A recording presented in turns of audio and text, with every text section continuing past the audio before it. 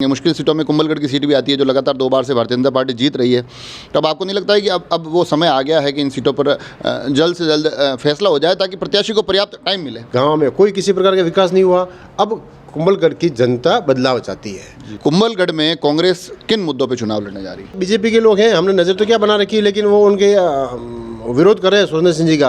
अब जब party ticket Surendra Singh ji को ही देगी तो वो कितना विरोध में रहेंगे, वो उसका विरोध का बेनिफिट हमारे पार्टी को मिलेगा निश्चित रूप से। अगर मैं आपको व्यक्तिगत रूप से पूछूं तो ऐसा क्यों आपको लगता है कि इस बार हम इस कुंभलगढ़ के क्षेत्र में जीत सकते हैं, या कांग्रेस इस बार जो एक भाजपा को हैट्रिक लगाने से रोक सकती है? विनिंग कैंडिडेट को चुनाव में उतारा जाए ताकि वो सीट निकाल सके आराम से। अभी तक भी वो एकता बनी हुई है, या दिल्ली में आपस में मिलते होंगे तो लगता होगा कि अरे क्या?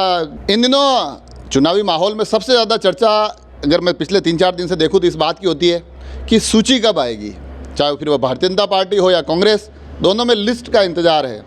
और लिस्ट का इंतज़ार अब धीरे धीरे इतना ज़्यादा हो रहा है कि मुझे भी लगा कि आखिर ये सूचियाँ कब आएगी, कब चुनावी दंगल एकदम तैयार होंगे। और इस बीच मेरे साथ कुंभलगढ़ क्षेत्र के एक दावेदार जुड़ गए हैं जो लगातार दौड़ रहे हैं, तो मैं थोड़ा सा इनसे जानने की कोशिश करूंगा कि आखिर सूचियों को लेकर पुख्ता खबर है क्या।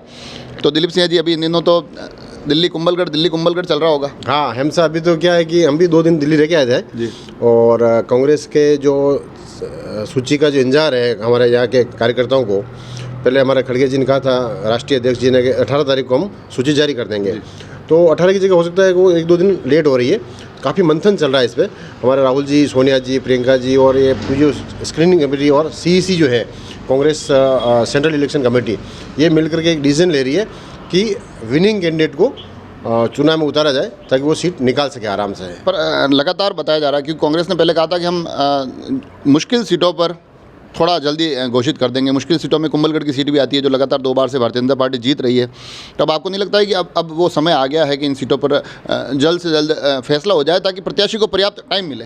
वो बात सही है, पहले कहा भी था, लेकिन अभी इसमें मंथन काफ़ी हाई लेवल तक चल रहा है। लेकिन हमने ग्राउंड पे तो तैयारी कर ही रखी है, सब एक मिल करके हम तैयारी कर रहे हैं ताकि जैसी टिकट होगा सब एक साथ एकजुट होकर के चुनाव लड़ेंगे। और ग्राउंड पे हमने तैयारी कर दी कुल मिला करके। कुंभलगढ़ में जब जाता हूँ मैं तो ये मेरे को ज़रूर सुनने में मिलता है आप सब लोग कि हाँ हम सब एक है। हालांकि बीच बीच में कभी कभार अपने सूरज सिंह जी हल्के फुल्के नाराज़ हो जाते हैं, मगर उसके बाद फिर भी पार्टी मिलती है। एक दिन मैं मिला भी था, आप भी वहीं थे, टोक्यो जी भी मिले थे और सब मामले सुलझा लिया जाता था। अभी तक भी वो एकता बनी हुई है, या दिल्ली में आपस में मिलते होंगे तो लगता होगा कि अरे क्या, कब तक चीज़ें? नहीं, अभी आज भी हम सब एक हैं।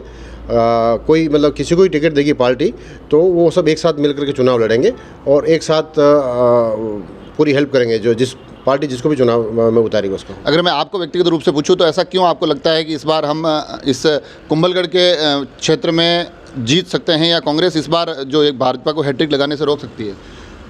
वो हमने पार्टी को एक बार अवगत कराया था कि अगर मान लो आमेठ ब्लॉक से टिकट देती है हमारी पार्टी तो सुरेंद्र सिंह जी की जो अधिकतर लीड रहती है वो आमेठ तहसील से रहती है। तो आमेठ तहसील का अगर कोई कैंडिडेट आता है अगर हमारी पार्टी में, तो वो निश्चित रूप से सुरेंद्र सिंह जी को हरा करके यहाँ से जीत के जा सकता है। और कुंभलगढ़ से और चारभुजा से भी हमारी पार्टी जीत सकती है।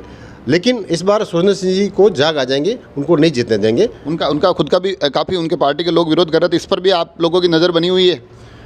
अब वो तो क्या बीजेपी के लोग हैं, हमने नज़र तो क्या बना रखी है, लेकिन वो उनके विरोध कर रहे हैं सुरेंद्र सिंह जी का। अब जब पार्टी टिकट सुरेंद्र सिंह जी को ही देगी तो वो कितना विरोध में रहेंगे, वो उसका विरोध का बेनिफिट हमारे पार्टी को मिलेगा निश्चित रूप से।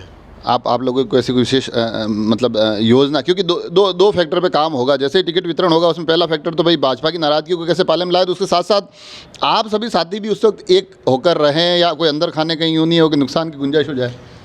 देखो, वैसे तो क्या चुनाव में एक खाने में ही रहेंगे सब, अलग अलग कोई रहने वाला नहीं है, एक साथ रह के ही चुनाव लड़ेंगे। कोई किसी के खिलाफ नहीं जाएगा हमारी पार्टी में। और अगर कोई छोटा मोटा जाता भी है तो उससे कोई ज़्यादा पार्टी में फ़र्क नहीं पड़ेगा।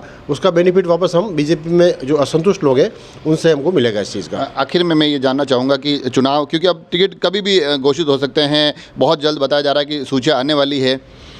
कुंभलगढ़ में कांग्रेस किन मुद्दों पर चुनाव लड़ने जा रही है? देखो, पिछले 10 साल की बात करते हैं, सुरेंद्र सिंह जी विधायक हैं, 10 साल में एक भी उपलब्धि उनकी नहीं है जो चुनाव में बता सके कार्यकर्ताओं को या कुंभलगढ़ की जनता को।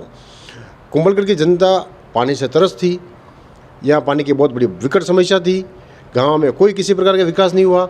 अब कुंभलगढ़ की जनता बदलाव चाहती है, नए आदमी को चाहती है, या सुरेंद्र सिंह को लाइक नहीं करती है।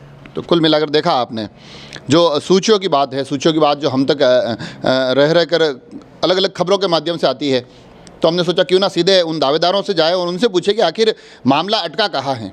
बता रहे हैं मंथन हो रहा है और मंथन में पार्टी के जो पूरा आला कमान है वो जुटा हुआ है, पार्टी के अलग अलग सर्वे की टीमें जुटी हुई है और कोशिश ये की जा रही है कि प्रत्येक क्षेत्र से सबसे बेहतर दावेदार को मैदान में उतारा जाए।